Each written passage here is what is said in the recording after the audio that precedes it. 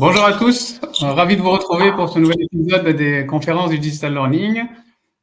Aujourd'hui, j'ai le plaisir d'avoir avec moi Emeline Guillon, donc, qui est ingénieure pédagogique. Bonjour Emeline. Bonjour à tous, merci Brian Et pour l'invitation. je te remercie d'avoir pu te libérer. Je sais que cette rentrée est un peu speed pour tout le monde, mais c'est vrai que c'est un sujet sur lequel on avait pas mal de retours, en fait, pas mal de demandes, et on s'est dit que ça serait intéressant en fait, d'aborder la thématique de la motivation. Donc aujourd'hui, on va avoir le plaisir en fait d'échanger avec toi et puis avec toutes les personnes qui vont se connecter. Bonjour à tous et à toutes déjà. Ou si dans le chat, si vous nous entendez bien, si le son est bon. Alors, on est en direct, hein, malheureusement, parfois, il y a des petits aléas, etc. Donc, n'hésitez pas, voilà, si le son, à un moment donné, ou la vidéo, etc., ne sont pas de qualité. Bonjour à tous. Dans le chat, c'est bon. OK, ça semble être OK.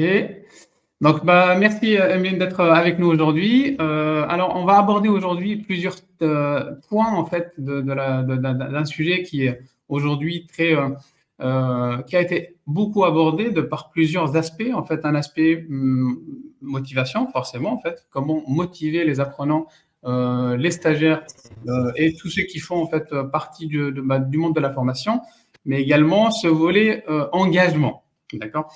La motivation, c'est une problématique récurrente, hein. Tous ceux qui font de la formation, que ce soit des formateurs ou des concepteurs de parcours de formation, savent très bien qu'aujourd'hui, en fait, la motivation des apprenants est au cœur de la problématique, en fait, de l'efficacité et puis de la valeur qu'on peut apporter par la formation.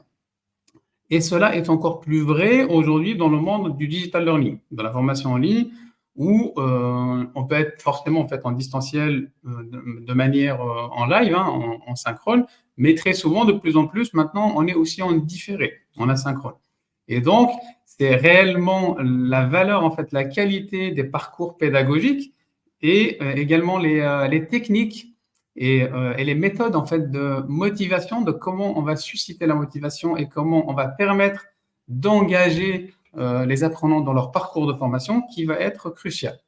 Sinon, le taux de désengagement et de démotivation va être trop élevé par rapport en fait aux objectifs de la formation. Avant d'attaquer, je te demande du coup de nous présenter, voilà, de présenter un peu ton parcours, d'accord? Et de nous dire voilà comment aujourd'hui tu abordes dans ton métier aussi cette problématique de motivation. Exactement. Alors, pour ma part, c'est vrai que j'ai travaillé depuis de nombreuses années dans le domaine de la formation. Tout d'abord en tant que formatrice et enseignante en lycée professionnel. Et là, depuis bientôt 4 ans, je me suis vraiment spécialisée dans l'approche e-learning, donc notamment avec une reprise d'études et un master vraiment spécifique aux humanités numériques. Et c'est vrai que c'est un domaine à la fois passionnant et toujours en plein renouveau. Donc, c'est vraiment extrêmement intéressant de continuer à se questionner sur ces approches-là. La question de la motivation des apprenants, j'y ai été confrontée en tant que formatrice, en tant qu'enseignante. Bien sûr, c'est un discours qui revient très fréquemment et j'ai également pu le creuser au cours de mon parcours universitaire. Donc c'est vrai qu'aujourd'hui, j'ai trouvé intéressant de venir partager avec vous ces constats issus aussi bien du monde professionnel que de mes recherches et également profiter de ce format que Brain propose pour vraiment créer un échange. Donc, on n'est absolument pas ni sur un cours, ni sur une conférence sur la motivation, mais vraiment sur un partage de pratiques. Et ce sera également très intéressant d'avoir les retours des participants de ce webinaire sur leurs approches et sur leurs pratiques. La motivation des apprenants, c'est effectivement un discours, on entend très souvent le manque de motivation surtout. Et ce qui nous semblait important ici, c'était d'une part donc, de redéfinir qu'est-ce qu'on entend par motivation. Et vous le verrez, les définitions sont multiples. Et encore à l'heure actuelle, c'est un concept assez fluide et qui va recouvrir de nombreux aspects tels que l'engagement, la satisfaction des apprenants. Donc, on était vraiment impatients d'avoir cet échange avec vous. Merci de, voilà, encore une fois de t'avoir considéré. Alors, la spécificité, toi, tu as une particularité, c'est que tu viens aussi du monde de l'enseignement. Tu as été enseignante et ensuite, donc, tu as quitté l'enseignement pour t'orienter sur le monde de la formation continue. Voilà, Ok. tout à Avant fait. la motivation, voilà, en fait, le sujet de la motivation, est-ce que c'est une transition qui s'est faite naturellement? Alors, je dirais oui, dans le sens où mon cœur d'expertise et vraiment ce qui m'intéressait initialement, c'était la transmission des savoirs. Et pour avoir exercé dans ce secteur pendant plusieurs années, vraiment sur site, on va dire en face à face avec les apprenants, j'ai ressenti à un moment donné le besoin de aussi sortir un peu de ma zone de confort. Et finalement, à travers l'ingénierie pédagogique, on a vraiment cette opportunité de pouvoir sortir de son domaine d'expertise, son champ d'enseignement et s'approprier de nombreux autres domaines. Donc là, à l'heure actuelle, je conçois des cours pour des publics vraiment variés et avec des sujets aussi qui sont très variés. Donc c'est vrai que ça vient vraiment nourrir cette curiosité. C'est vrai que l'enseignement face à un public d'apprenants, donc notamment des élèves en lycée professionnel, m'a vraiment aussi confrontée aux problématiques que peuvent rencontrer les apprenants lorsqu'ils sont face à un contenu. C'est vrai que j'étais vraiment dans des situations où la question de la motivation était vraiment cruciale parce qu'on faisait face aussi à beaucoup de décrochage scolaire lorsque plusieurs difficultés viennent se mettre en jeu, que ce soit le rapport à l'enseignement, mais aussi des difficultés parfois issues de la vie personnelle. Et du coup, c'est vrai que c'est un concept où finalement, on se repasse un petit peu la patate chaude. On va dire c'est les apprenants qui ne sont pas motivés, ou bien c'est la faute du prof. Donc c'est vrai que aborder ce thème-là, c'est aussi peut-être poser à plat qu'est-ce qui se joue à travers ce qu'on appelle la motivation des apprenants. Complètement. Alors, on va attaquer d'ici quelques instants réellement le webinaire. Alors, comme tu disais, nous, en fait, on est à peu près, je crois, à notre 15e épisode maintenant des conférences du Digital Learning. Alors, ces conférences sont en fait conçues par un collectif, le collectif Digital Learning Academy. On est à peu près 350 actuellement, essentiellement en fait des professionnels entre pairs, donc des professionnels de la formation, de l'enseignement, des concepteurs, des ingénieurs, et on se rencontre régulièrement en visioconférence pour partager. Donc n'hésitez pas aussi à poser des questions et puis ensuite c'est vraiment un échange un moment d'échange et de partage entre nous et non pas comme tu disais une masterclass où ça n'a pas vocation. On peut attaquer du coup si c'est OK pour toi.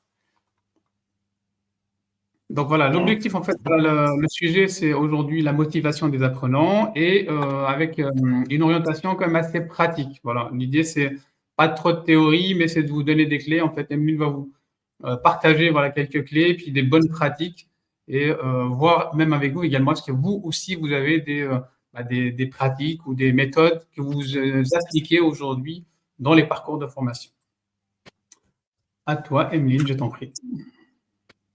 Donc ici, vous pouvez voir le programme qui vous attend aujourd'hui, donc les objectifs qu'on souhaite atteindre avec ce webinaire. Donc tout d'abord, définir le concept de la motivation et l'inclure aussi dans le contexte de l'apprentissage. On va aussi donc voir comment on peut favoriser la motivation, quelles sont les bonnes pratiques, les facteurs qui vont l'influencer auprès des apprenants. Pour cela, donc, on va vous proposer un partage de tips, mais aussi n'hésitez pas à ce moment-là à intervenir si vous voyez des choses qui pourraient venir alimenter cette discussion. Et donc, on va vraiment vous proposer d'être dans cet échange par rapport à la mise en œuvre donc, des stratégies qui vont venir favoriser la motivation des apprenants. Et donc, ici, ce qui ressort de ce programme, c'est un premier constat, à savoir les causes qui vont venir peut-être engendrer la démotivation. On en a identifié plusieurs. La liste est non exhaustive, mais effectivement, ce qui va pouvoir être un facteur peut-être de démotivation, ça va se jouer au niveau de la perception de la valeur de la formation, typiquement pour des apprenants qui n'ont peut-être pas cette qui passent à côté en fait de qu'est-ce que ça va leur apporter. Et finalement, cette non-perception de la valeur va créer une forme de désengagement. Donc c'est vrai que là, on va voir comment, à travers la communication, la façon dont on communique sur nos formations, on va pouvoir venir accrocher notre public. Et d'autre part, il y a aussi énormément de facteurs qui vont se jouer donc sur l'environnement, à savoir qu'est-ce qui se joue aussi sur l'environnement personnel, l'environnement dans lequel l'enseignement est dispensé, qui vont venir créer ce manque de motivation et du coup cette démotivation et qui se ressentent ensuite de notre côté en tant qu'ingénieur pédagogique sur les résultats lorsqu'on observe l'engagement des apprenants, est-ce qu'ils ont suivi le cours jusqu'au bout. C'est vrai qu'il y a aussi toute une part liée à l'environnement sur laquelle on peut influencer ou pas. Donc ça, c'est ce qu'on va voir un petit peu plus loin dans ce webinaire. Alors justement, je pense qu'il y a aussi plusieurs facteurs qui parfois dépendent de nous et beaucoup ne dépendent pas aussi de l'apprenant. Donc tu vas nous décrire un petit peu aussi toutes cette distinction entre ce qui dépend en fait de notre ressort à nous, sur lequel on peut agir effectivement avec des techniques, des pratiques de la méthode, mais aussi ce qui dépend aussi de l'apprenant et comment on peut avoir en fait ce feedback nécessaire pour que nous, en tant que formateurs, on puisse voir comment se situe l'apprenant vis-à-vis du parcours de formation qu'on a fait.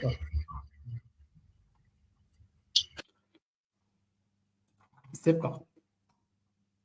Alors, je crois qu'on est passé un petit peu vite sur la slide précédente, mais on aborde donc tout de suite la pyramide des besoins de Maslow. Donc, je vous propose de débuter par ce qu'on considère comme une des théories classiques qui est extrêmement connue, donc la pyramide des besoins. Ici, Maslow nous propose une définition de la motivation qui serait finalement le résultat des tentatives d'une personne pour satisfaire donc ces 5 besoins fondamentaux qui vont être physiologiques, liés à la sécurité, l'estime de soi et l'auto-réalisation finalement. C'est vrai que cette pyramide, on peut la connecter également au domaine de la formation, dans le sens où, en tant qu'ingénieur pédagogique, finalement, il est essentiel de comprendre les besoins qui nous concernent tous, et également de se rappeler, peut-être que ce qui peut motiver les apprenants à suivre ce parcours certifiant, cette formation, c'est à terme une évolution professionnelle qui va engendrer, par exemple, de meilleurs salaires, donc un confort de vie plus important, une meilleure reconnaissance. Et du coup, à travers cette pyramide, finalement, on revient à des besoins assez fondamentaux, mais qui, malgré tout, sont à connecter avec qu'est-ce qui motive fondamentalement les personnes à être dans l'action. Et aussi en avoir conscience dans son discours qu'on va tenir aux apprenants, parce que finalement, avoir un beau diplôme à la fin d'un cours, c'est extrêmement bien, mais il ne faut pas oublier que parfois, il y a aussi d'autres aspects qui vont stimuler l'engagement, et ça peut être justement quelque chose de très basique, comme se dire je veux avoir un meilleur logement et pouvoir subvenir à mes besoins fondamentaux, me nourrir et nourrir ma famille. Donc là, on est sur une des théories assez fondamentales concernant la motivation. Juste pour en précision, en fait, quand on parle motivation, tout le monde, c'est trivial, c'est un mot que tout le monde connaît. On est tous plus ou moins, en fait, pour chacun, le perçoit la motivation comme étant une raison de. C'est-à-dire qu'on donne des raisons en fait, de s'engager, une raison, une cause. Est-ce que c'est réellement ça en fait? Est-ce que la motivation, c'est les causes, c'est les raisons en fait? C'est cette dynamique-là ou il y a d'autres concepts? Alors, ce qu'on va, plusieurs définitions de la motivation vont plutôt, le fil conducteur, ça va se jouer vraiment dans le sens où la motivation, c'est finalement cette forme un peu d'énergie qui nous pousse à être dans l'action. Là où ça devient sensible pour nous en tant qu'ingénieur pédagogique ou formateur ou enseignant, c'est que on peut en avoir des traces à travers l'engagement. On va évaluer le nombre de cours que l'élève a fait, est-ce qu'il a bien répondu à tous les questionnaires, les quiz. Mais finalement, la motivation, c'est vraiment cette énergie qui va l'animer à être dans l'action ou non. Donc là, on va dire que là-dessus, l'ensemble des théories qui ont été proposées sont assez alignées dans ce sens. Donc, la motivation, elle a plusieurs objectifs, c'est-à-dire qu'elle a comme objectif de susciter un intérêt. Elle a un objectif d'éveiller l'attention, en fait, du coup, de capter l'attention de l'apprenant. Et elle a pour objectif comme tu disais, de lui donner une espèce d'énergie, d'émotion qui va le mettre en action, qui va lui permettre de se mouvoir et de s'engager vis-à-vis du parcours. C'est ça, tout à fait. Et là, on peut donc aborder des théories plus modernes, justement, qui ont tenté de définir la motivation, notamment donc la théorie de l'autodétermination qui a été proposée par les auteurs Ryan et Deci. Donc, elle a été introduite dans les années 80. Et c'est vrai que là, on a commencé à creuser un petit peu plus cette approche, notamment en distinguant la motivation intrinsèque de la motivation extrinsèque. Donc, la motivation intrinsèque, elle va être plutôt liée à la satisfaction de l'exécution de l'activité. Donc, ça, c'est vraiment très personnel. Et la motivation extrinsèque, quant à elle, sera plutôt connectée avec la notion de bénéfice, c'est-à-dire qu'est-ce que ça va m'apporter de faire cette action. Et dans les années 2000, ils ont rajouté aussi la notion de amotivation, c'est-à-dire l'absence totale chez l'individu de cette énergie. Et ce qui ressort de ce concept, finalement, c'est vraiment le côté multidimensionnel et la perspective que la motivation, finalement, c'est vraiment quelque chose de dynamique. Il faut le voir comme un continuum. Et les individus pour finalement aller d'un à l'autre entre motivation extrinsèque, intrinsèque. Et finalement, c'est vraiment cette espèce de composite avec lequel nous, on doit jongler en tant qu'enseignants et formateurs et avoir conscience que tous ces aspects-là vont finalement être simultanément et à des degrés différents présents, à plus forte raison donc lorsqu'on est dans un contexte d'enseignement. Et c'est vrai que il va falloir l'intégrer dans notre conception pédagogique justement du cours. Et c'est vrai que par rapport à cette notion d'engagement auquel donc les apprenants sont en attente d'eux, un autre concept très récent qui a été proposé, c'est aussi donc celui du flow, qui a été donc illustré par Mihaly Csikszentmihalyi, je pense que j'ai écorché son nom, j'espère qu'il n'en voudra pas, qui quant à lui donc décrit finalement un état qu'on considère aujourd'hui comme proche de la pleine conscience, c'est-à-dire lorsqu'on est profondément engagé dans une action et finalement qu'on retire de la satisfaction de l'action elle-même. Donc c'est vraiment des concepts qui nous appellent à nous rappeler, nous en tant qu'ingénieurs pédagogiques, que la motivation est vraiment quelque chose d'extrêmement versatile, mouvant et notre objectif final, c'est un petit peu d'accompagner finalement nos apprenants dans cet état de flow, de pleine conscience lorsqu'ils sont en situation d'apprentissage. Alors, effectivement, on est tous d'accord sur la motivation, c'est quelque chose de subjectif. C'est-à-dire chacun perçoit l'environnement, le parcours, le formateur, le contexte, en fonction de sa personnalité, de ses attentes.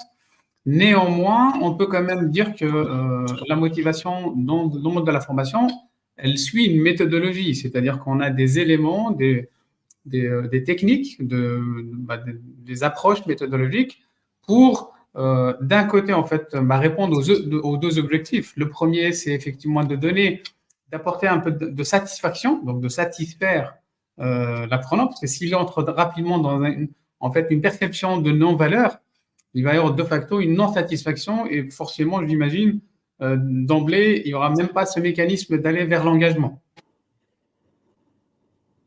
Tout à fait.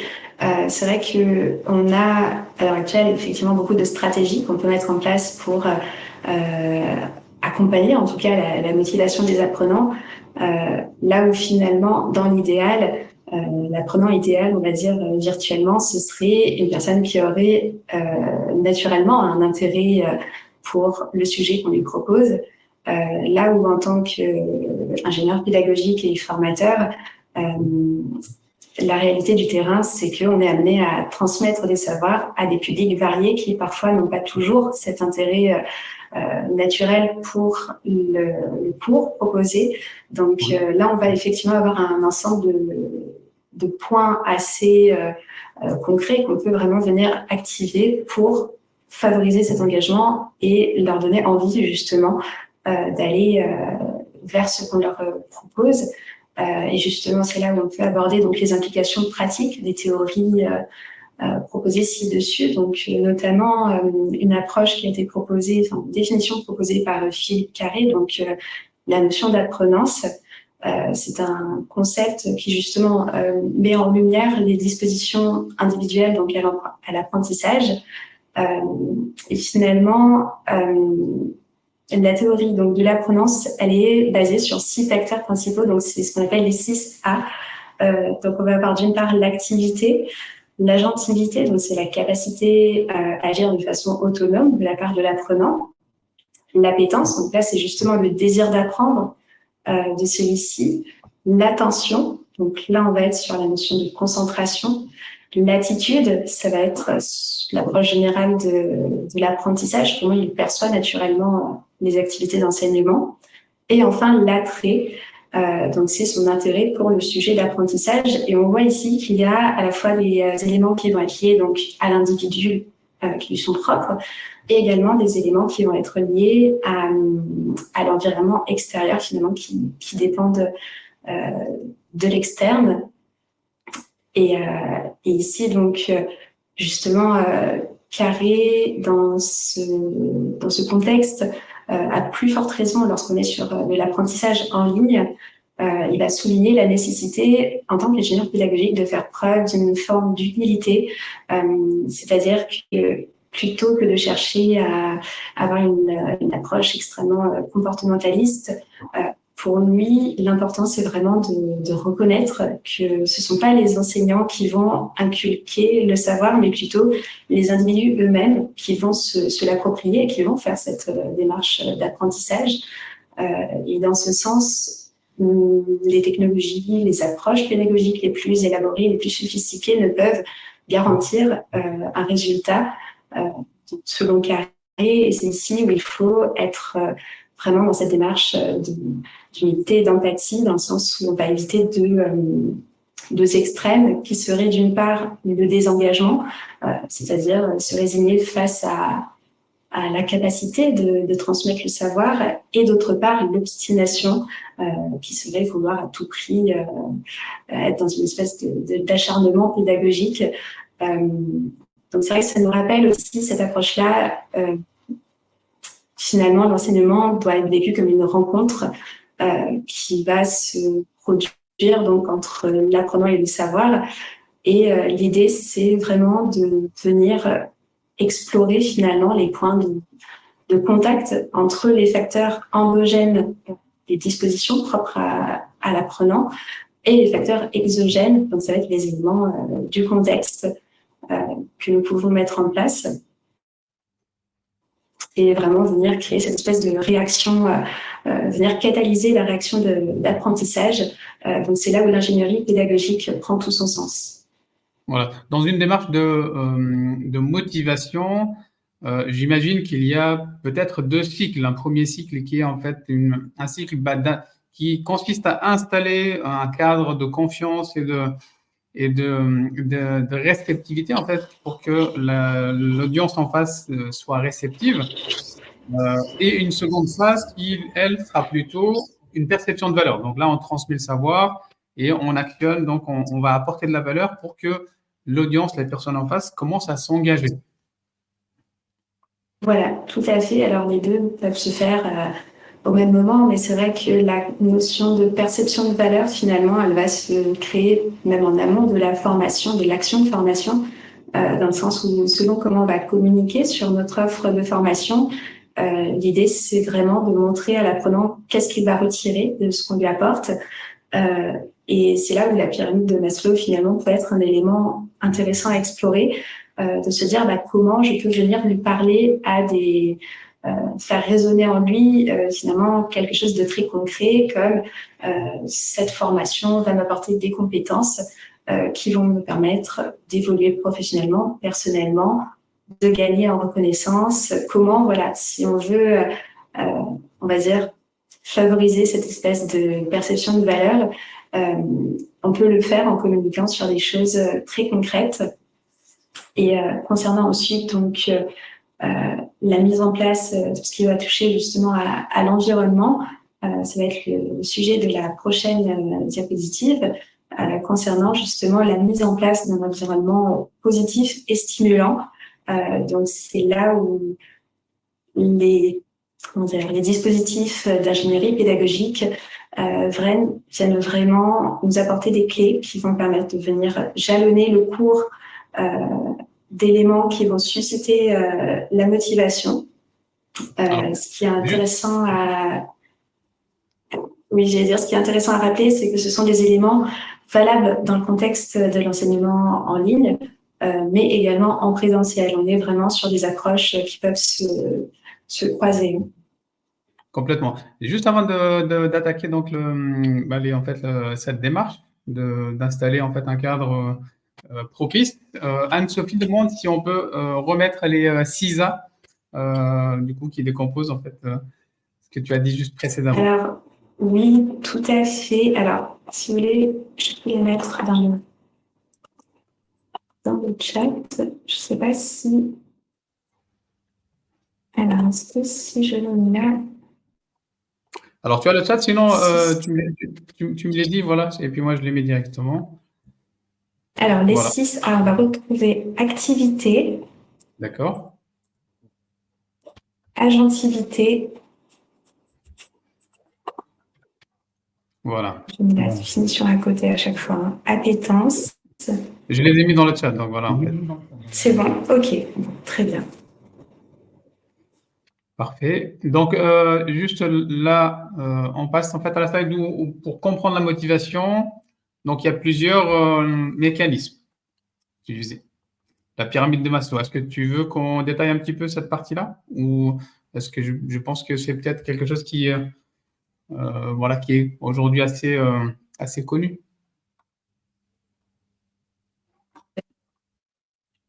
Vraiment, il y a énormément de littérature là-dessus, donc je pense qu'on peut passer donc directement à l'approche environnementale, justement sur quels vont être les éléments clés pour pouvoir proposer aux apprenants un environnement d'apprentissage positif, même en étant en ligne et à distance.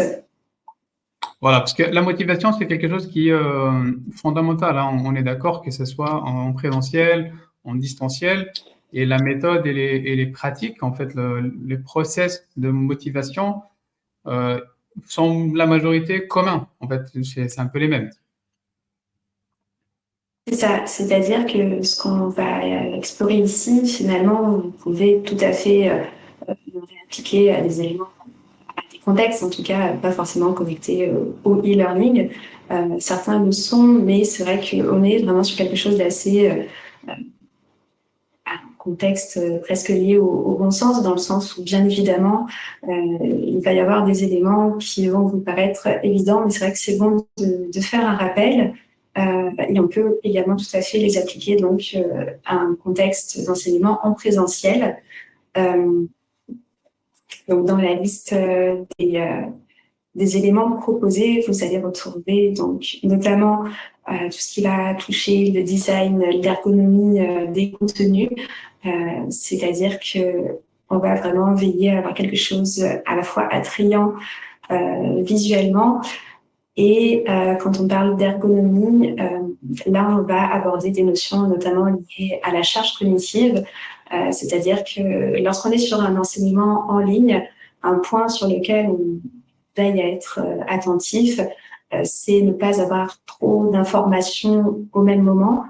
C'est vrai que c'est un des constats qu'on fait un petit peu actuellement, dans le sens où un petit peu submergé d'un flot d'informations un petit peu continu. Et c'est vrai que le digital, à travers les réseaux sociaux et toute cette opportunité qu'on a d'accéder au savoir, font que le cerveau, quant à lui, n'a pas forcément la capacité de tout assimiler en même temps si on lui donne trop d'éléments d'information ensemble. Donc c'est vrai que on a tendance à être vigilant là-dessus et veiller à ne pas vouloir mettre trop d'éléments d'information sur un seul écran, une seule slide selon le support que vous utilisez.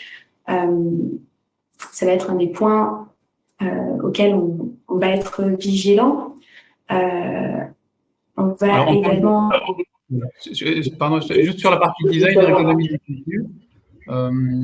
Aujourd'hui, ça bouge beaucoup également, c'est-à-dire que comme le digital, en termes de plateforme, de techniques, de méthodes de conception, ça change. On est en même temps dans cette dynamique de tester, de test and learn, en fait, d'apprendre et puis d'adapter. Et les audiences ne sont pas les mêmes. C'est-à-dire qu'en fait, une audience, des apprenants, plutôt que seniors, qui ne sont pas familiers avec tout ce monde du digital, ces animations, ces graphismes, ne vont pas, j'imagine, en fait, réagir de la même manière qu'une audience digitale des jeunes ou voilà, qui sont complètement nés dedans. Exactement, et c'est d'ailleurs un des points important dans cet aspect-là, l'environnement, c'est-à-dire avoir une approche flexible, c'est-à-dire que typiquement, même au sein d'une même cohorte d'âge, même parmi les plus jeunes, on va retrouver des apprenants qui sont extrêmement à l'aise si on leur donne un PDF de 50 pages à lire, là où dans la même classe, dans le même groupe, on va avoir des personnes qui sont plutôt, qui ont besoin qu'il y ait cette interaction, que ce soit cliquer sur des liens. Donc finalement, personnaliser et être flexible, ça va se traduire par se mettre à la place de l'apprenant et imaginer qu'on a affaire à un petit peu tous les types d'apprenants, tous les types de publics, et du coup avoir à la fois du visuel, de l'audio, du son, pas tous en même temps au même endroit, mais petit à petit au long du cours, vraiment essayer de s'adapter à l'apprenant, de sorte à ce que ce soit notre cours qui s'adapte et non pas l'apprenant qui s'adapte au cours, mais penser effectivement que tous les publics ne vont pas être aussi réceptifs à des stratégies, par exemple, les solutions telles que Kahoot ou Clap peuvent être un réel succès pour justement venir dynamiser un groupe, relancer des interactions, mais il faut aussi avoir conscience que ça peut-être pas fonctionner sur 10% du groupe, et ces 10%, il ne faut pas les oublier, il faut aussi les intégrer à la réflexion. Donc c'est vrai que là aussi, dans l'enseignement en ligne, la notion d'interactivité, elle est importante et elle va se traduire de différentes façons. Ça va être des éléments cliquables et justement créer cette action de l'apprenant. Mais ça peut être aussi donc dans la notion de finalement créer des activités en lien avec des études de cas. L'apprenant n'est pas juste passif en train de lire un cours, mais vraiment l'inviter à être partie prenante. Alors, si je résume, la première clé serait de multiplier les supports et de réduire la charge mentale. C'est-à-dire en fait de ne pas trop densifier les contenus de telle manière que les personnes puissent venir piocher en fonction de leur sensibilité puis de leur type en fait, d'apprentissage, tel type de médias ou tel type d'information, et qu'ils arrivent à synthétiser rapidement. Il n'y a pas trop de charge. Voilà, exactement. C'est vrai que, en tout cas, à l'heure actuelle, comme dit précédemment, c'est vrai que la formation, la pédagogie, et à plus forte raison en e-learning, évolue extrêmement vite. On a toujours de nouveaux courants de pensée qui arrivent parce que justement on teste et on apprend en même temps qu'on crée cette approche-là. À l'heure actuelle, le constat, c'est que finalement, moins on surcharge nos écrans et plus on est efficace, plus on va avoir une meilleure rétention finalement de l'information.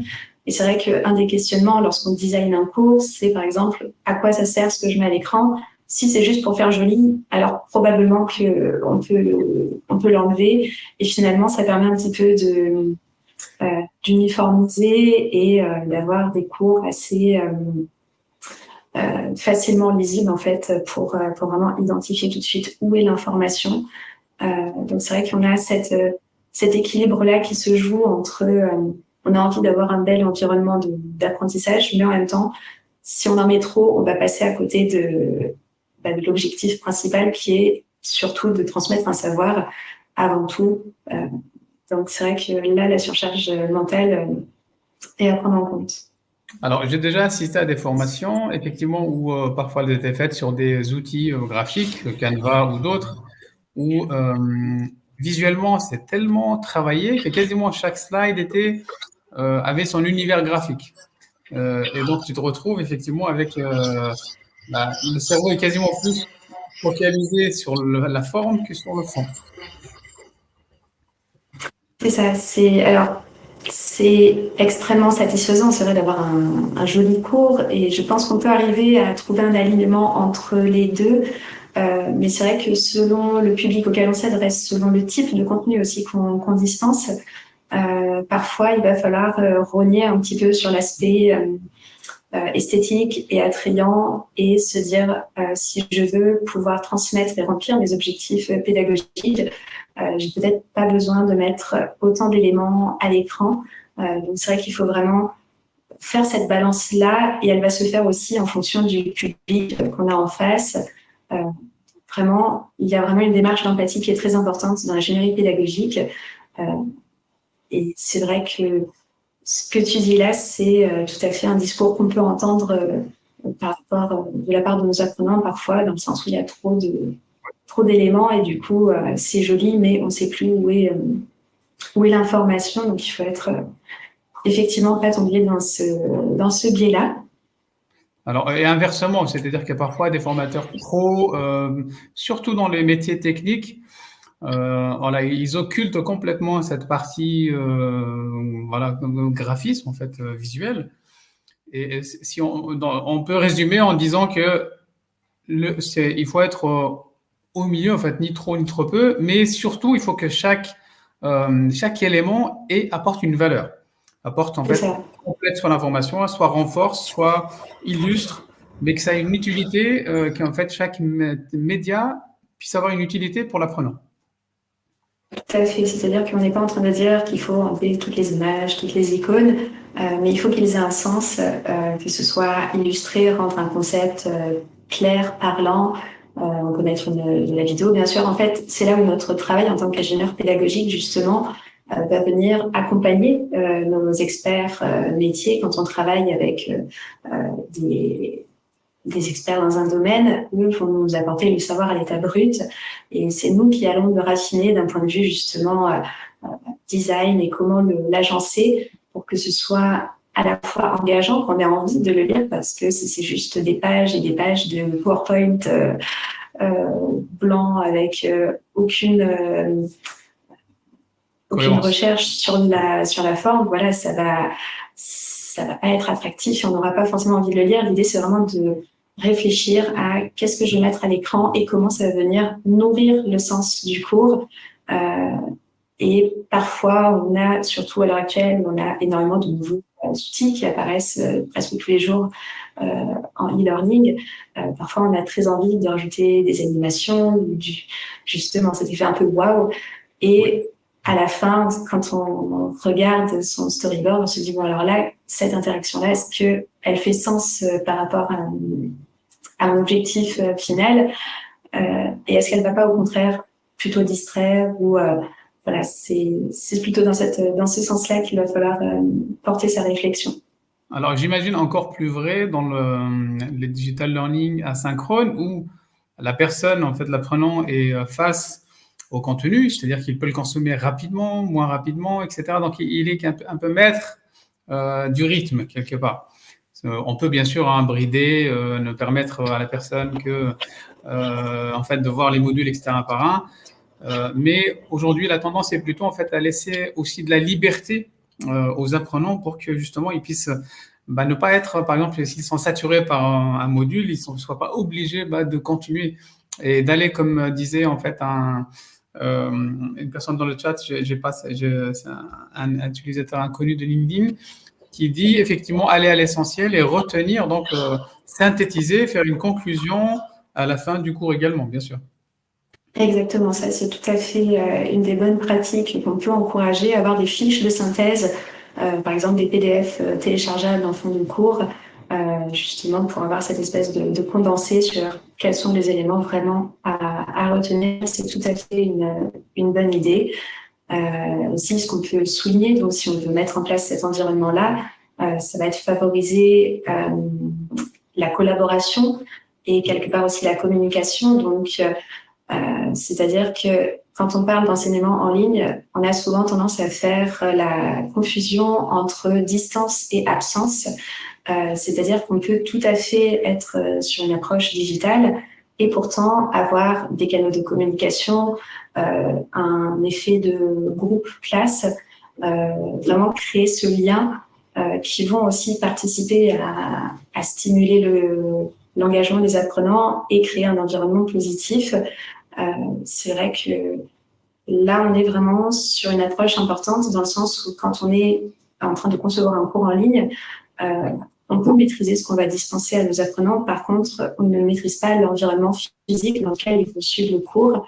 Ils peuvent très bien le faire pendant qu'ils sont dans les transports, ou peut-être qu'ils n'ont pas d'endroit chez eux pour pouvoir travailler au calme. Donc, c'est vrai que nous, il va falloir qu'on soit vigilants à vraiment créer un environnement virtuel positif qui potentiellement compense l'environnement physique qui, lui, pourrait être un peu moins propice à l'apprentissage.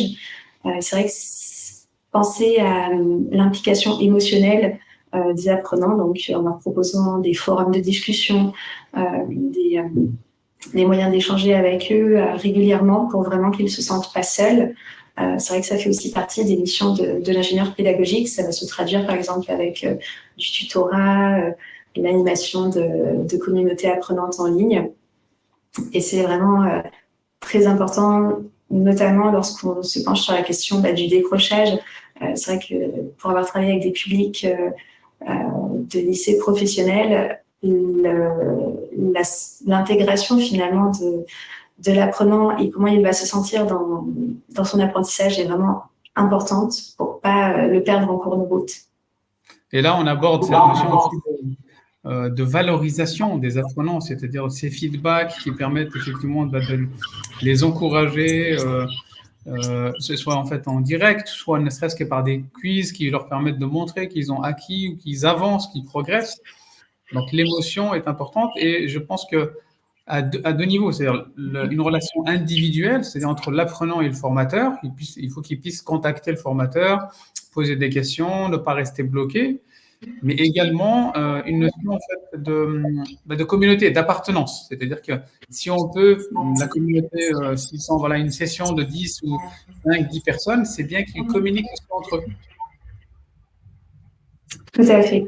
Tout à fait. C'est un point extrêmement important, surtout quand on est sur un contexte d'enseignement en ligne. On va vraiment chercher à créer, tout à l'heure on parlait d'interaction. L'interaction, elle peut être entre l'apprenant et le cours, mais elle va aussi se jouer entre l'apprenant et le formateur ou l'ingénieur pédagogique, et aussi ses camarades, les personnes qui suivent la même formation. Ça va être extrêmement intéressant de favoriser les connexions entre eux pour aussi soutenir la motivation en cas de baisse de régime. Pour l'avoir expérimenté moi-même en tant qu'apprenante, quand on perd de vue l'objectif final, c'est vrai que pouvoir compter sur ses camarades, c'est aussi extrêmement enrichissant. Alors, c'est une source de motivation. La communauté, le fait qu'à telle ou telle formation, tel ou tel institut en back-office dispose d'une communauté assez conséquente, que on ne va pas être seul, et des retours également vis-à-vis par exemple de la formation. Donc, ce regard de l'autre peut-être détacher. C'est en fait les avis, par exemple, les avis, les commentaires, les recommandations. Donc ça, c'est la partie, on va dire, retour peut-être à froid, mais également l'échange de bonnes pratiques, peut-être même entre deux sessions, par exemple entre des membres de deux sessions différentes. Donc plus la communauté est importante, et puis aussi, j'imagine que c'est aussi un facteur de motivation. Ça donne envie de rejoindre cette formation parce que on voit qu'il y a du monde, parce qu'on voit qu'il y a des bons avis, etc. À fait, tout à fait. Et ici, l'idée, c'est vraiment aussi de casser un peu cet a priori qu'on peut parfois entendre concernant l'enseignement en ligne, à savoir, c'est un peu triste d'être tout seul derrière son écran. Et finalement, lorsque c'est possible, lorsqu'on en a les moyens aussi, venir favoriser ces échanges, ça va être vraiment un point extrêmement riche à appuyer, tout à fait. Et pour moi, hein, en tant que formateur, de ce que j'ai vu, il n'y a rien de plus frustrant aussi que le fait qu'on te donne des cas pratiques, des exos, et que le formateur derrière s'en fiche royalement. Ok, c'est bien, tu as fait tes exos, mais en définitive, il n'y a pas ce retour, en fait. Une mise en pratique, ça a une valeur pour la personne parce qu'elle lui permet de savoir à quel stade elle en est, si elle a assimilé, mais également de la perception, le regard du formateur qui va lui donner des orientations. Certes, j'ai pas réussi Oui. à ce niveau-là, mais effectivement, voilà telle orientation, peut-être voilà cet aspect-là, etc. Tout à fait. Alors, c'est vrai que la notion du feedback, on va aussi l'aborder un petit peu plus loin, mais c'est également un point extrêmement important lorsqu'on va venir justement solliciter la motivation de nos apprenants, venir les encourager tout au long de leur parcours.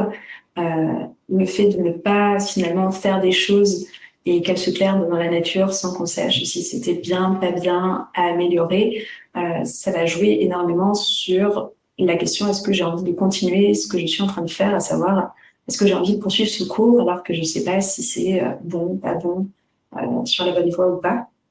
Donc ça, c'est aussi un des points qu'on va aborder ensemble.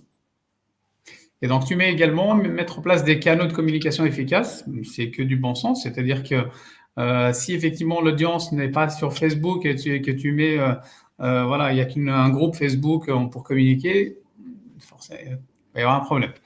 Donc, adapter effectivement, comme tu le mets, les outils de communication en fonction des apprenants. Et le dernier point, c'est l'approche pédagogique flexible. C'est quelque chose qui aujourd'hui est presque un impératif. C'est-à-dire que surtout pour le digital learning, on va pas tous au même rythme en termes ni de vitesse, ni de capacité de compréhension, ni de prérequis. On arrive parfois avec des compétences plus ou moins avancées et on a besoin, voilà, j'imagine, d'avoir suffisamment de flexibilité pour aller à son rythme sans pour autant que ça soit trop. Et c'est là où la boucle de rétroaction, de retour, etc., pose le cadre et met quand même l'apprenant dans un cadre. C'est ça, tout à fait. Et c'est vrai que cette flexibilité, on peut la retrouver tant d'une part sur les supports, les médias qu'on va mettre dans notre cours, mais également dans le chemin qu'on va proposer et idéalement, justement pour pouvoir s'adapter à tous les niveaux d'apprenants, il faudrait qu'on ramifie notre parcours, c'est-à-dire qu'à plusieurs moments dans notre storyboard, l'apprenant puisse prendre un chemin de traverse, par exemple, pour aller plus loin. Si par exemple il reste sur sa fin, qu'il puisse approfondir un thème, un sujet abordé, ou au contraire, s'il sent que là c'est déjà beaucoup, il continue et il pourra éventuellement revenir plus tard sur un approfondissement des concepts abordés. C'est vrai que cette approche-là, on l'encourage aussi bien en ligne qu'en présentiel. C'est vrai qu'aujourd'hui, la notion de personnalisation aussi de l'enseignement, elle est extrêmement importante pour justement pouvoir répondre à en tout cas à un maximum de besoins de la part de nos apprenants. Et quand on parle flexibilité, il y a une frustration également, en fait, une émotion négative qui parfois arrive. C'est quand on crée des parcours à tiroir où tout, en fait, chaque étape dépend de l'autre. Et en définitive, parfois les apprenants cumulent des retards et jusqu'à un décrochage. Donc, la flexibilité, je pense, elle rime aussi avec le maximum d'indépendance entre les unités de valeur. C'est-à-dire que si on peut, hein, dans la mesure du possible, c'est de décloisonner de telle manière qu'on puisse, comme tu disais, bah, si j'ai pas fini le module 1, qu'il y a le module 2, bah, je puisse quand même le suivre. En fait, même quitte à ce que je revienne sur le module 1 pour approfondir, ce n'est pas possible dans tous les cas, mais dans la mesure du possible, quand c'est possible, il faut le favoriser, c'est ça? Tout à fait. Alors, à plus forte raison, on va s'adapter à son public et à plus forte raison, lorsqu'on est face à un public d'adultes, là, on va aborder des concepts donc liés à l'andragogie. Et ici, la notion d'autonomie est extrêmement importante parce qu'on n'enseigne pas à des jeunes enfants comme on enseignerait à des adultes qui, eux, vont avoir ce besoin de pouvoir être quand même assez libres de cliquer là où ça les intéresse.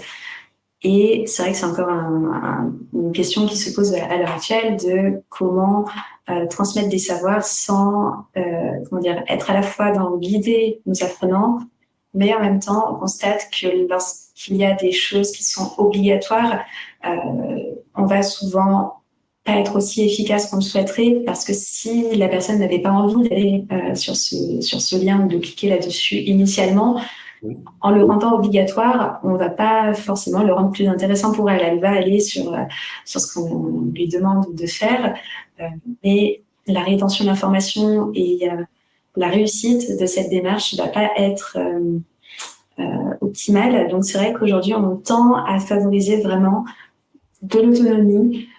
Si l'apprenant peut vraiment se servir comme il le souhaite sur le parcours, c'est l'objectif.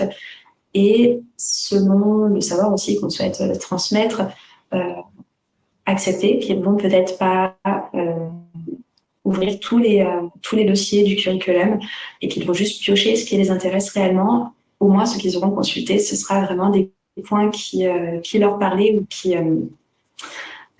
dont ils ont besoin.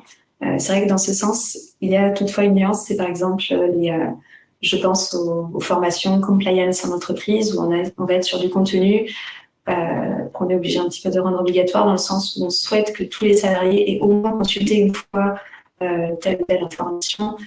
Là, c'est vrai que la question de l'autonomie peut difficilement être mise en place sur des approches spécifiques au monde de l'entreprise. Mais je dirais que hors ce contexte particulier, on a tendance à favoriser de l'autonomie et de la flexibilité, même sur le lancement du parcours.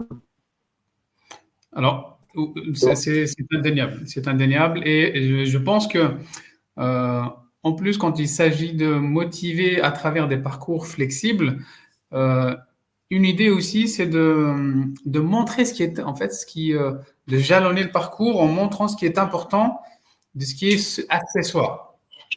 Et en focalisant également peut-être l'attention sur que, par exemple, cette partie-là va faire l'objet d'un quiz, d'une évaluation, etc., pour que la personne, d'emblée, quand elle est dans le parcours, qu'elle ne soit pas obligée en fait d'aller jusqu'au bout et de s'apercevoir qu'il y a un quiz et de revenir en arrière pour en fait remobiliser toute son attention de façon plus conséquente. Le fait de jalonner, d'orienter, de montrer, de faciliter le parcours, j'imagine, favorise la motivation aussi. Exactement, exactement. Et c'est là où justement la notion de design qu'on évoquait précédemment rentre aussi en jeu, dans le sens où certes on va éviter les éléments visuels, audio qui saturent notre attention, mais c'est important et rien n'empêche de mettre en lumière, mettre en valeur ce qui est important à retenir, ce qui va peut-être faire l'objet d'une évaluation. Voilà, les points clés sont effectivement à mettre en relief, on va dire, visuellement. Et là, c'est extrêmement important. Complètement. Et quand on parle de motivation, forcément, on parle de plaisir, on parle de satisfaction. Et quelque chose qui aujourd'hui, en termes de technologie, permet et favorise cet état d'être, c'est la gamification. Tout à fait. Alors, c'est vrai que ça paraissait important de l'aborder ici parce que c'est une approche qui est extrêmement utilisée aujourd'hui, la gamification ou ludification en français. Oui, Et finalement, elle a aussi un rôle très important sur la motivation, sur finalement l'engagement des apprenants qui va se jouer. Donc, tout simplement, la gamification, ça va consister à intégrer des éléments issus du jeu dans des environnements d'apprentissage. Donc, ici, on va retrouver quelques exemples d'éléments qu'on peut intégrer donc dans un cours, notamment donc les systèmes de points, de récompenses ou de badges qui vont finalement permettre à l'apprenant de gagner justement des points, d'avoir ce tableau de score qui évolue. On peut créer un challenge au sein de notre groupe, donc avec des systèmes de classement, avec des tableaux de score qui vont afficher les performances des apprenants. Et ce qu'on va chercher ici, c'est à créer une saine compétition, mais également stimuler la motivation. On va retrouver aussi dans cette approche-là des scénarios pédagogiques qui peuvent totalement être inspirés d'univers de jeux vidéo, en tout cas qui vont se découper un petit peu de la même façon, avec la mise en place de missions et de quêtes d'apprentissage. Donc finalement, à travers ces situations qui peuvent être réelles ou fictives, ça peut être des simulations, des mises en situation, l'idée c'est vraiment de les amener à résoudre de vrais problèmes et à avancer dans le cours. Donc là, on va être vraiment sur des approches extrêmement efficaces pour favoriser l'interaction et l'engagement des apprenants. tout à fait. Donc là, c'est vraiment une liste, pareil, non exhaustive, parce qu'il y a énormément d'éléments intéressants qu'on peut aller piquer à l'univers du jeu vidéo, typiquement, et les intégrer dans notre cours. C'est vrai qu'on ne peut pas parler de gamification sans évoquer d'une part les intérêts et peut-être ses limites. Donc là, notamment, en abordant les intérêts de la gamification, on va retrouver naturellement l'engagement qui va être plus important vu qu'on est vraiment sur une démarche qui favorise beaucoup d'interaction. Donc ça va se ressentir si on suit le parcours de nos apprenants dans les cursus, le temps passé aussi qui va être plus important. Oui. Et l'objectif aussi, bien sûr, c'est de favoriser une approche ludique, amusante, agréable. Je pense que là-dessus, on a vraiment quelque chose d'intéressant à apporter. Et on va venir stimuler, finalement, là on est purement dans une motivation extrinsèque avec des systèmes de score, de points, de classement, de badges. Il y a vraiment quelque chose qui peut se jouer. Toujours, c'est des apprenants qui seraient réceptifs à cette approche-là. Il y a vraiment quelque chose qui va se jouer, qui va venir vraiment favoriser cette volonté de gagner des points en plus et de peut-être monter dans un tableau de score ou alors, la gamification, c'est, on a l'impression que c'est pas destiné à tout le monde. C'est-à-dire que le jeu, en fait, l'aspect ludique de la formation, c'est fait pour voilà une certaine génération, un certain type de population. Or, c'est pas vrai. C'est-à-dire que quand on parle gamification, on parle beaucoup susciter la réflexion, engager dans un parcours de storytelling, en fait, de raconter une histoire, et c'est en adaptant quelque part les supports ludiques, en fait, de jeu à l'audience, on arrive à engager. On voit par exemple, parfois, on essaye de créer un jeu, voilà, et pour une certaine population, et en fait, la manière, le graphisme, le storytelling, l'approche, etc., n'est pas adaptée. L'idée est bonne, mais l'adéquation entre la manière de percevoir les supports et la valeur réelle qu'on veut transmettre ne coïncide pas. Alors, la gamification, c'est vrai que, comme à peu près tout ce qu'on va présenter aujourd'hui, il n'y a pas de recette magique pour favoriser la motivation des apprenants et on va ça va être un élément extrêmement intéressant pour apporter de la diversité à un cours, peut-être surprendre et je dirais même créer de la curiosité chez les apprenants qui découvrent cette approche-là ou qui vont se demander un petit peu qu'est-ce que c'est ce cours avec cette approche un petit peu storytelling ou j'ai des missions qui vont être proposées. Je dirais que c'est vraiment un élément qui peut difficilement faire de généralité. C'est probablement le premier constat quand on se lance dans l'ingénierie pédagogique. On peut avoir parfois des surprises bonnes ou mauvaises. Et la gamification en fait partie, c'est-à-dire qu'on pourrait se dire, bah tiens, ça, cet univers lié au jeu, c'est vraiment que pour les plus jeunes générations parce qu'ils ont baigné dans cet univers de jeux vidéo, par exemple. En fait, la réalité, c'est que on est tous un petit peu pareil. On préfère des environnements un peu plus agréables. Et finalement, on va pouvoir que toutes les tranches d'âge, si tant est qu'elles soient réceptives et qu'elles aient aussi cette habileté à utiliser les outils numériques, je pense que c'est vraiment un élément très intéressant à intégrer. Et justement, lorsqu'on est face à un groupe où je dirais à une problématique, on va se dire tiens là, ça prend pas. C'est-à-dire en face de moi, j'ai des apprenants qui ne vont pas au bout des cours, qui finissent pas des parcours, ou en tout cas il y a très peu d'engagement. Peut-être que là justement, sortir la carte de la gamification, ça peut être intéressant pour casser un petit peu la rigidité de l'enseignement, casser un petit peu les codes et venir, je dirais, restimuler un peu de façon ludique, avec de nouvelles approches, l'intérêt que le cours va avoir pour les apprenants. Ça peut aussi être juste un chapitre ou une activité qui reprend ces codes-là et qui vient un petit peu rythmer un parcours de formation qui, quant à lui, n'intégrerait pas de gamification à chaque étape. Typiquement, l'utilisation de quiz en ligne ou justement pour évaluer par exemple les prérequis ou en début de chaque cours, avoir quelque chose de très ludifié.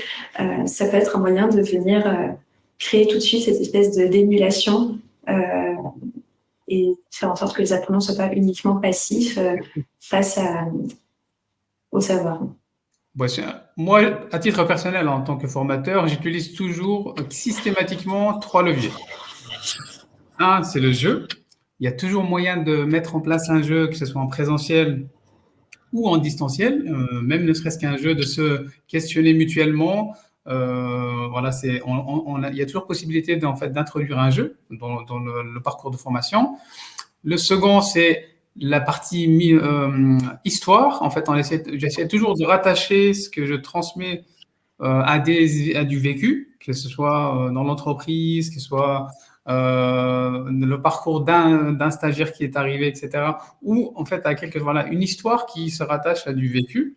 Et le troisième levier, c'est l'humour. En fait, c'est de détendre l'atmosphère également avec tout le temps dans un peu d'humour pour se détacher de l'aspect assez formel, assez parfois froid de la formation. C'est vrai que c'est là où finalement, quand on parle de motivation, on va penser aussi beaucoup aux émotions de nos apprenants et un cours, s'intéresser à l'émotion positive qu'un cours va produire, c'est aussi un point extrêmement important et la gamification, cette intégration d'éléments liés au jeu vont justement pouvoir participer à cela, mais c'est un outil qu'on peut utiliser, il y en a plein d'autres. Je pense que là, on est vraiment sur une approche qui peut marquer des points comme passer à côté de sa cible, mais ce serait dommage de pas en profiter parce qu'aujourd'hui, on a énormément d'outils qui permettent justement cette approche-là et justement pour favoriser une perception positive du cours. Essayer de sortir un petit peu de ces a priori qu'on peut parfois avoir sur l'enseignement. Ça peut être très sérieux, mais agréable. Complètement, voilà. Il ne faut pas tomber dans l'austérité, mais en restant en fonction, effectivement, des types de formation. assez sérieux, c'est-à-dire en fait, voilà, sérieux sans se prendre au sérieux, comme on dit. Et bien sûr, les limites de la gamification, c'est comme tu le mets, les risques de distraction. Il ne faut pas mettre le curseur trop haut, hein, ni en termes de sophistication, ni en termes de complexité technique également, parce que ça a un coût et ça prend énormément de temps. Donc un coût en termes de temps et en termes également de frais en fonction des plateformes, etc. La notion de distraction, finalement, elle est connectée avec la notion du design, mais c'est vrai que l'engagement, c'est pas forcément une garantie que l'apprenant est effectivement en train de retenir ce qu'on lui transmet. Peut-être que si on mise tout sur la gamification, ce sera juste qui va compter, ou voilà, on peut tomber dans l'excès inverse, d'où l'intérêt, comme on disait tout à l'heure, de vraiment mixer les approches et essayer de, je pense, dans l'enseignement, de toute façon, que partir sur une seule piste, c'est un petit peu risqué parce qu'on risque de perdre énormément d'apprenants en route. Donc la gamification, c'est un outil en plus à rajouter à son arc en tant qu'ingénieur pédagogique. Très bien. Et donc, on arrive effectivement à cette boucle de retour, d'interaction, de feedback. C'est ça, tel qu'on l'a vu un petit peu plus tôt, que la notion de feedback, finalement, elle va être importante pour la notion de motivation, dans le sens où dans l'éventualité de notre apprenant qui serait finalement dans cette phase un petit peu de démotivation, de perte d'entrain pour le cours, Oui. bien sûr que le feedback positif va venir renforcer ses efforts et lui donner d'autant plus envie d'avancer. Surtout, le feedback positif joue un rôle important parce qu'il apporte aussi, pour les apprenants, il va permettre de construire une image positive de soi qui vont finalement favoriser cette envie de continuer à aller de l'avant. Et là où on va être vraiment acteur et vigilant, c'est dans la notion du feedback négatif ou plutôt constructif. C'est-à-dire que là, l'idée, c'est vraiment d'accompagner les apprenants pour comprendre des zones d'amélioration et favoriser donc l'encouragement plus que pointer ce qui ne va pas. C'est un point d'autant plus important quand on est à distance parce que si tant est qu'on ne communique qu'à l'écrit avec nos apprenants, la formulation du feedback va être essentielle parce qu'on n'a pas toutes les nuances qu'on peut avoir avec un discours verbal, comme on le ferait en face à face. On n'a pas les expressions qui viennent nuancer ce qu'on dit. C'est vrai que là, cette approche-là est vraiment essentielle à travailler. Et c'est vrai que parfois, lorsqu'on fait nos quiz en ligne, on peut juste s'en dire, c'est-à-dire c'est faux, c'est vrai ou c'est faux, c'est bon, c'est... Et finalement, il y a vraiment quelque chose d'essentiel qui se joue à ce stade-là, même si on est en fin de cours et qu'on a envie de passer un peu moins de temps sur la construction de l'évaluation. À travers le feedback, on va aussi vraiment jouer sur comment l'apprenant va percevoir le cours et se percevoir en tant que personne qui suit celui-ci. Donc ici, on est vraiment sur une notion de la communication qui est vraiment un pilier en fait dans ce processus. Et une approche positive et surtout bienveillante va vraiment venir favoriser la volonté des personnes à poursuivre et entretenir l'engagement qu'ils ont avec le cours. Alors le feedback, il se fait à plusieurs niveaux. Il se fait en fait à un niveau d'évaluation. On essaie d'évaluer l'apprenant pour essayer de le situer dans son parcours d'acquisition du savoir. Mais il est aussi parfois dans un objectif de dynamisation. C'est-à-dire que j'essaie de dynamiser. Par exemple, dans la partie de digital learning, on parle aujourd'hui beaucoup d'automatisation. C'est-à-dire que tu vas avoir de nombreux messages, que ce soit par des emails, que ce soit par des messages automatisés, etc., dans la plateforme, qui vont venir en fait arriver de façon structurée, hein, méthodologique, mais qui vont venir éveiller, susciter, stimuler pour réengager, pour remotiver. Et voilà, en fait, tu peux les multiplier ou réduire cette fréquence en fait de messages, de stimulation, de feedback, et sans pour autant être physiquement présent. Parce que dans le digital learning asynchrone, il faut arriver à construire en fait un parcours dans lequel, hormis les sessions live, voilà, de revue, il n'y a pas de formateur physique. Oui, oui, c'est là où on va vraiment compenser en fait cette absence physique du formateur et le feedback va être extrêmement intéressant.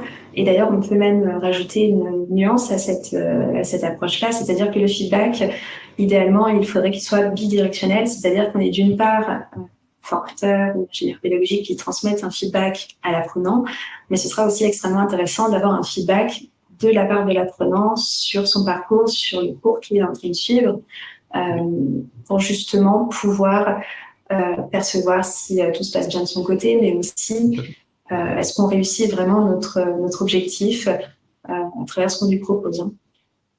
Complètement. Alors, c'est évident, en fait, et tu mets à la fin auto-évaluation, essayer de favoriser aussi effectivement l'auto-évaluation régulière, de se dire à quel niveau je suis, et de permettre, comme on disait, grâce à la flexibilité, de revenir, de consolider voilà, de façon assez libre le parcours. Une étude de cas, et après on va laisser nos auditeurs aller déjeuner. Alors ici, je vous propose donc une étude de cas. Vous la retrouverez à la fin de ce document, donc dans les sources. Donc ici, c'est un cours qui a été structuré donc avec des principes d'ingénierie pédagogique. Donc on a cherché à émettre dedans des éléments issus du jeu, notamment donc des systèmes de points, de badges et un classement. C'est vrai que le constat dans cette étude, c'est qu'on avait des apprenants qui ont eu justement qui nous ont fait un feedback d'une expérience à la fois immersive et qui ont fait preuve d'engagement et de persévérance. C'est-à-dire que ce qu'on va entendre par persévérance, c'est lorsqu'on est face à une erreur, est-ce que les personnes abandonnent et quittent complètement le cours, ou au contraire, le nombre de tentatives qui vont être réalisées pour un quiz. Donc là, on avait constaté effectivement que sur cette approche-là, les apprenants avaient refait les quiz à de nombreuses reprises. Et ici, on a donc eu également, au niveau des effets positifs de cette gamification, une rétention de l'information plus importante, c'est-à-dire lorsqu'on évalue nous apprenant à froid, donc pas tout de suite après le cours, mais on laisse passer une semaine, un mois plus tard, on constate qu'on a plus d'informations qui ont été retenues dans ce contexte-là. Et bien sûr, comme on est sur un contexte de gamification, ça encourage naturellement plus de participation, plus d'activité de la part de l'apprenant, et aussi donc une notion de collaboration qui va être très présente, surtout dès qu'on a ces systèmes de badges et de tableaux de classement. On a un système de groupe qui se met en place. De compétition, de rapport à l'autre, d'envie de montrer ce qu'on sait. Il y a beaucoup d'émotions voilà, qui se développent dans le jeu, forcément. Oui, tout à fait. Donc, je vous invite à aller consulter celle-ci en profondeur si vous le souhaitez. Voilà. On mettra le lien du support pour ceux et celles qui veulent revoir peut-être certains points du webinaire. On a débordé un petit peu, désolé pour ceux qui devaient partir. Merci de votre écoute. Il y a eu pas mal d'échanges, c'est très intéressant. Avec Emeline, peut-être qu'on fera une autre conférence sur justement en fait la différence entre pédagogie et andragogie, puisque c'est vrai que c'est deux mondes qui se côtoient, qui partagent aussi des approches communes, mais où il y a pas mal de distinctions également. On le mettra effectivement dans les liens LinkedIn également, oui, tout à fait, le lien. On mettra le lien de téléchargement.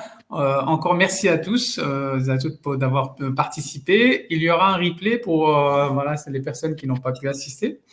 Et Emeline, merci encore de ta présence. C'est à toi.